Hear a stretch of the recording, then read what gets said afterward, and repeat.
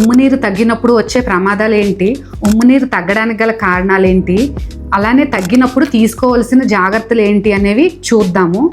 మెయిన్గా ఉమ్మునీరు అనేది ప్రెగ్నెన్సీలో మనము స్కాన్ ద్వారా మెజర్ చేస్తాము. 8 అంతకంటే ఎక్కువ ఉంటే నార్మల్, 5 కన్నా తక్కువ ఉంటే దాన్ని సివియర్ ఆల్గోహైడ్రామ్నియోస్ అంటాము.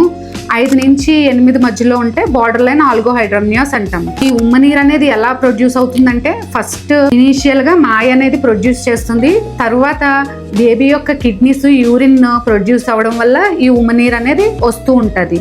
సో ఈ ఉమ్మనీరు అసలు ఎలా ఉపయోగపడుతుందంటే, బేబీకి ఒక రక్షణ కవచంలో ఉంటుంది. బేబీ యొక్క టెంపరేచర్ని అది మెయింటైన్ చేస్తుంది. బేబీ యొక్క కండరాలు, ఊపిరితిత్తులు అన్నీ మంచిగా సరిగ్గా ఎదగడానికి ఈ ఉమ్మనీరు అనేది హెల్ప్ చేస్తుంది. ఉమ్మనీరు తగ్గడం వల్ల వచ్చే ప్రమాదాలు ఏంటంటే, ఉమ్మనీరు సరిగ్గా ఉండకపోవడం వల్ల బేబీని త్వరగా డెలివరీ చేయాల్సిన అవసరం ఉంటుంది. దాన్నే ప్రీటర్మ్ డెలివరీ అంటాము.